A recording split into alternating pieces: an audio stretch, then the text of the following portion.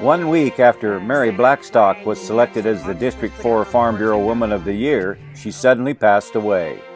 Much deserving of the award, we went to her mother and 4 best friends to tell the Mary Blackstock story. We begin with Mother Fran Murkowski. She's a very determined little girl, no matter what she took on. She would follow through on it. Happy child, very active child, very curious child, a lovely child. Mom says it was a Shetland pony and involvement in 4-H back in Quilcy, Washington, that headed Mary down the path to life on a cattle ranch in Owyhee County. It is also where she met Jody Holt, her lifelong buddy. We lived in a small town. There was not a lot to do. We did basketball, we did sports that way, but the cattle and the horses is what kept us connected all these years. And Mary was one of those that you could talk to her every day, or you could talk 6 months and you'd pick up right where you left off, and your friendship was always there. Mary came to Owyhee County to show cattle for the E.G. Foote Cattle Ranch. Husband Ted says after asking 5 times, Mary finally said yes and proudly took the Blackstock name. Friend Connie Brondo says Mary was crazy fun and quickly fit in. The first time we ever met Mary, there's a little local bar we all used to go to, the Snake River Inn. We went down there on Halloween, and I think Halloween was one of Mary's favorite times. But went in, and there's this thing sitting in the corner booth, and it had on an orange chenille bedspread and a pumpkin on its head with little corncob earrings hanging from it, and sat there drinking her beer through a straw, because you got free beer as long as the bar didn't recognize who you were.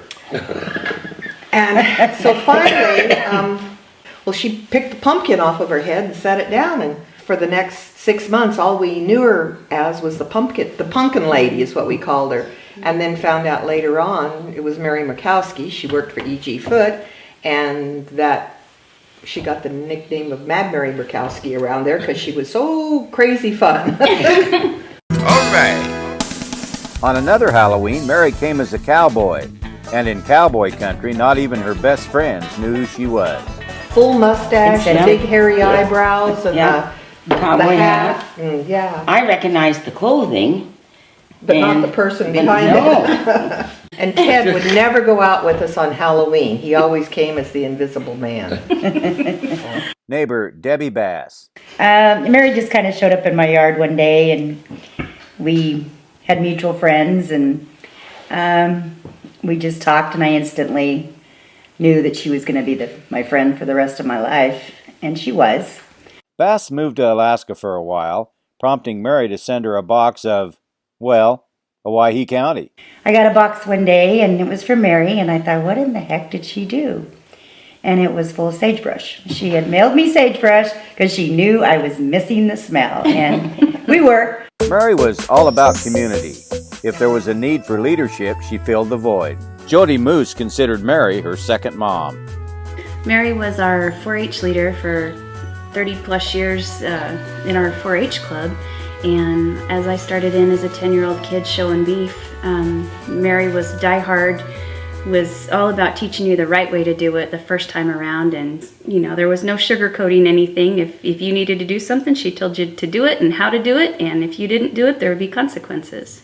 White cattle or Herefords, she would do this, were always insufficient in the show ring. She said, black cattle, there's only one place for them, and that's with the blue ribbon.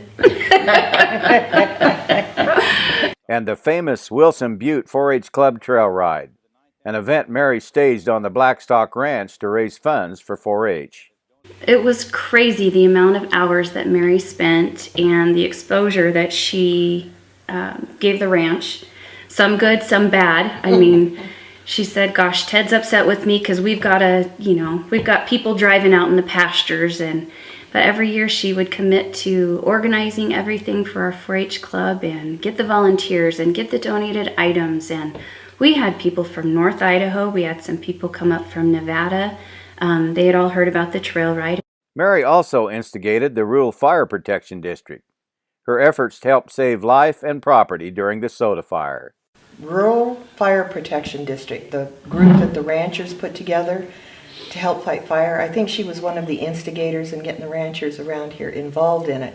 You have to go to the training every year, and she did that. They had the fire trucks here. They have all the equipment, the radios and stuff. And when that soda fire threatened our place, and it was 3 days coming over the mountain, they showed up there at our house with all their fire protection equipment and all of that.